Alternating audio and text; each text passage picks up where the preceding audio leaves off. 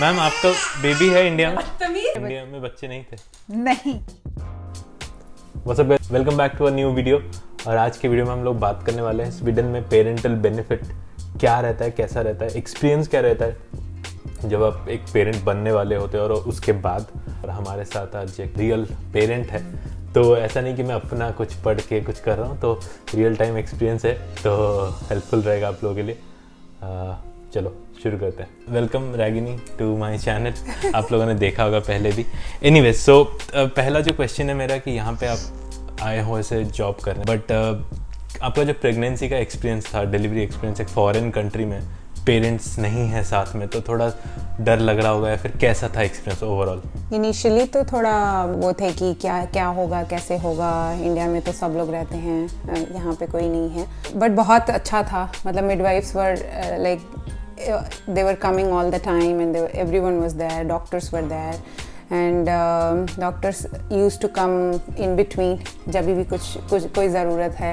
और वो लोग सब आपको explain करते हैं कि we are gonna do this, we are gonna do that, so if you say no they will not do that. Okay. Like in between if you don't want yourself to be checked you can say no. Okay. वैसा नहीं है कि बार बार आपको check करवाना ही है अपने आप को, वैसा ज़रूरी नहीं है। But it was overall good. मेरा सिचुएशन थोड़ा डिफरेंट था। Like normally I did not get the pain and all, so I had to get induced. वो एक्सपीरियंस भी काफ़ी अच्छा था कि सब अच्छे से एक्सप्लेन करके सब किया। And after a delivery also we wanted to stay one more day just to get the help, because घर पे कोई नहीं था बड़ा ऐसे। So we were thinking that we will ask them to stay one more day so that we can get the breast feeding के लिए we get the help. But वो लोग खुद सामने से ही हमको बोले कि since you are getting a little bit of milk so we want you to help in breast feeding, so we want you to stay for one day. तो वो हमारे लिए काफ़ी अच्छा हो गया। One more day we stayed and फिर तब हम लोग हॉस्पिटल से निकले। मिडवाइफ क्या होता है? नहीं, इंडिया में भी मिडवाइफ होता है। मेरी मम्मी भी मिडवाइफ है। और इंडिया में एनम बोलते हैं, मतलब अभी तो बड़े बड़े हॉस्पिटल में नर्सेज वगैरह, डॉक्टर्स, गायनेकोलॉजिस्ट देखते हैं। मतलब इंडिया में इतने सारे डॉक्टर्स और गायनेकोलॉजिस्ट अवेलेबल हैं, तो वहाँ पे सब लोग जाते हैं। यहाँ पे लोग मिडवाइफ के थ्रू ही, मतलब मिडवाइफ ही सारा काम करती हैं। जैसे इंडिया में भी मेरी मम्मी मिडवाइफ है, तो वो उनके अंडर में 3-4 विलेजेस उनके अंडर में आते हैं। तो she has to take care of every pregnant women, और सबका डेटा लेना, नोट करना, इंजेक्शन लगाना, जो भी चीज़ें होती हैं वो सब इंडिया में भी होता है। लेकिन सिंस गवर्नमेंट वाला उतना फॉलो नहीं करते हैं लोग इसके लिए वो थोड़ा वहाँ पे पॉपुलर नहीं है। प्राइवेट हॉस्पिटल्स ज़्यादा पॉपुलर हैं, वो है। हाँ, तो मेरा और एक सवाल है कि यहाँ पे जैसे इंडिया में मेरी भी बहनें थी, तो उन लोगों का सब सिजेरियन होता है, लाइक सी सेक्शन। तो यहाँ पे क्या होता है कि आप चूज कर सकते हो, या फिर वो क्या रिकमेंड करते हैं, कैसा क्या रहता है सीन? नहीं, आप यहाँ पे चूज नहीं कर सकते। आपको नॉर्मल डिलीवरी के लिए ही प्रिपेयर करते हैं स्टार्टिंग से, और स्टार्टिंग से बोलते हैं कि आपको नॉर्मल डिलीवरी ही करना है। और मेरे केस में जैसे till 40th week I did not get the pain, so everyone was like in India कि अब तो सी सेक्शन करके निकालना ही होगा बेबी को, नहीं तो ये हार्म होता है, वो हार्म होता है, there are plenty of complication that can happen.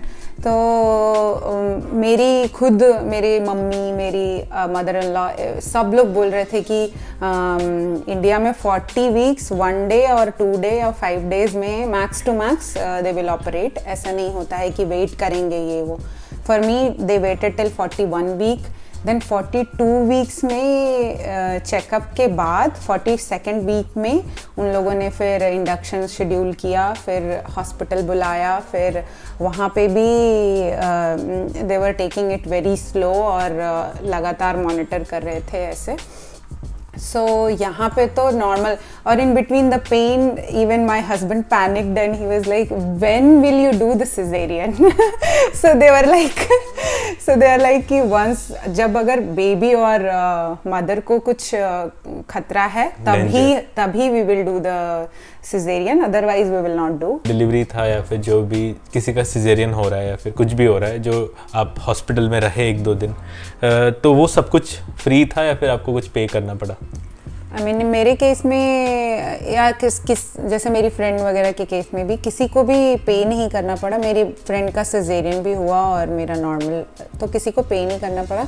But मेरे हस्बैंड का पर डे बेड का बिल आया था, like we stayed 4 days in hospital, तो 100 ऐसे के पर डे के हिसाब से 400 का बिल बाद में हमारे घर आया था। मतलब हॉस्पिटल से में गए और वी केम आउट, कुछ भी पे नहीं करना पड़ा। सही है। स्वीडन में अगर आप पेरेंट बनते हो या फिर आप बच्चा आपका होता है तो आपको बहुत सारे बेनिफिट मिलते हैं, पेरेंटल बेनिफिट, आपको कंपेंसेशन मिलता है, तो उसके बारे में थोड़ा सा इनलाइट करें हम हमारे जनता को। हाँ, मिलता है पेरेंटल बेनिफिट।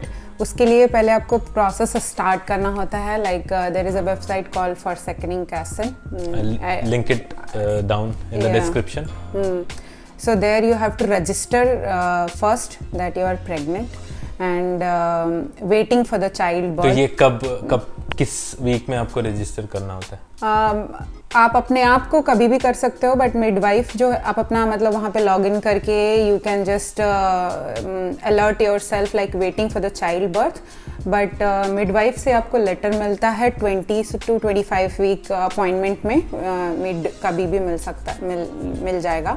फिर that letter you have to send it to Försäkringskassan, फिर they will update in your profile, in your personal number, they will attach it that you are pregnant, and you have to update your income certificate as well. You have to ask your employer to update the income certificate in Forsakening Kassen. So on the basis of that they will decide your compensation. Okay. So first these two things you have to do. Then फिर आप leave apply कर सकते हो। Leave total रहता है 480 days for both parents. Out of that 390 days will be like minimum sickness benefit level, they will say. There you will get 80% of your salary, and remaining 90 days you will get 180 SEK per day. Okay. So yeah, so like that. And one thing to notice which we missed, जब तुम्हारा बच्चा होता है then immediately you will get the personal number of your child. Okay. You don't have to apply. You don't have to apply or anything. In hospital itself you will get it. So उसके बाद क्या करना है, आपको resident permit apply कर देना है. As soon as you apply for the resident permit of your child, उसके बाद ही आप पे के लिए एलिजिबल होते हो। मतलब अगर आपने छुट्टियां, सपोज मेरा बेबी 31st को बॉर्न हुआ और मैंने छुट्टियां 1 जनवरी से अप्लाई करी है, तो ऐसा नहीं है कि मेरी छुट्टियां, मेरे डेज यहाँ पे लैप्स हो जाएंगे। जैसे हमने 25 जनवरी को रेजिडेंट परमिट बेबी का अप्लाई किया था, 25 से I will be paid 25 to next month जब भी होगा। मतलब the day you apply, decision आना जरूरी नहीं है, एप्लीकेशन होना जरूरी है। तो आपका वो मतलब वही है कि 1 जनवरी से 25 तक का तो वेस्ट हो गया। हाँ, जो डे था अब वो सपोज 1 to 25 25 दिन हो गए, 25 दिन अब मुझे आगे मिल जाएंगे। ओके। मतलब now that I can apply it later. Okay. हाँ, बट वो अगर 25 दिन का मुझे कुछ भी नहीं मिला, अगर उस सेंस में देखें, मतलब नॉर्मली एडवाइस ये रहेगा कि बच्चा हो as soon as you apply, तो उस दिन से कर सकते हैं।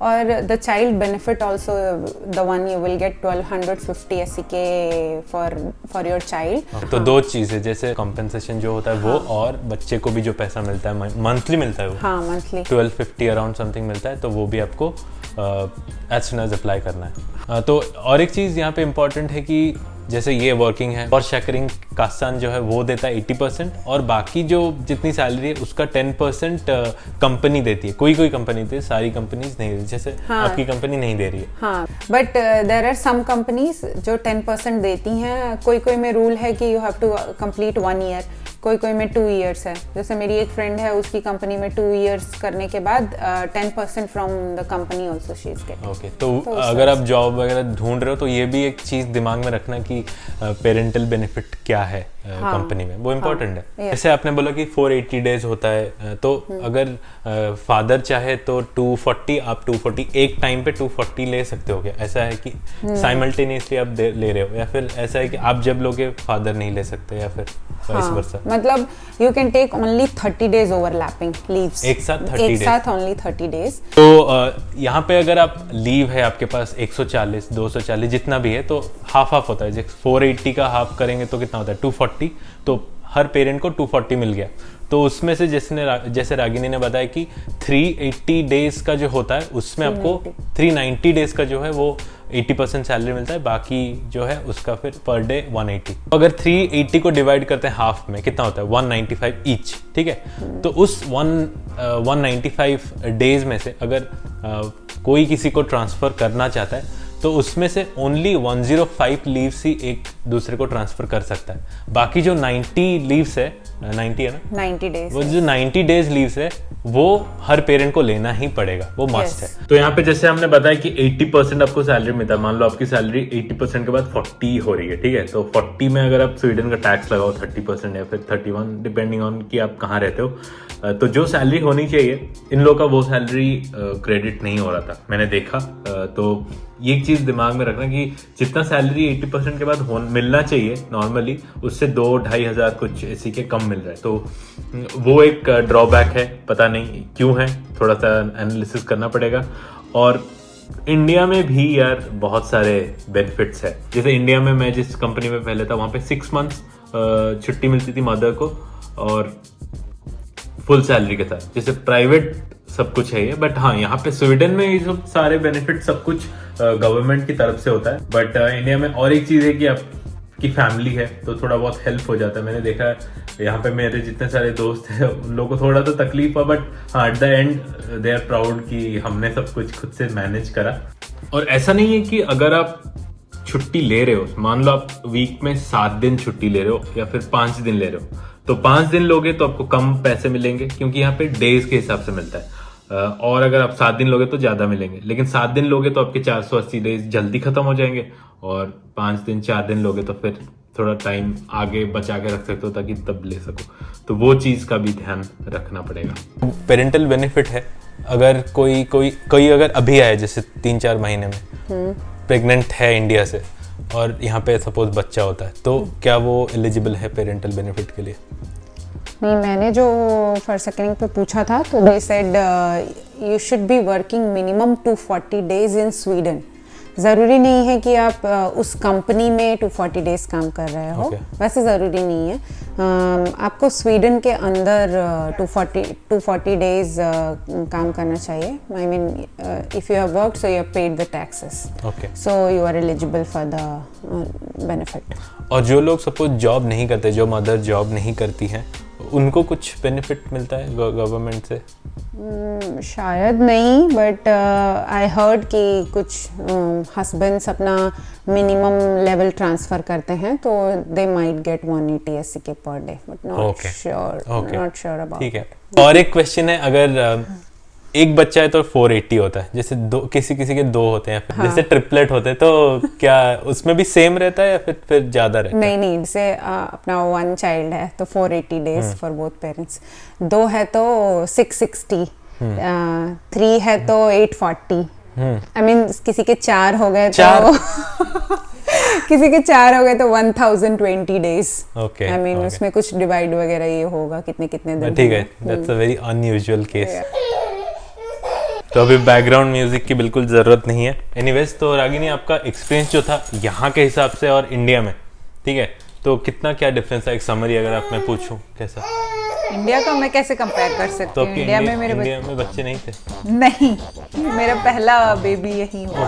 तो यहाँ पे कोई है जिसके पास, तो यहाँ पे कोई है जिसका इंडिया में कोई बेबी है? मैम, आपका बेबी है इंडिया में?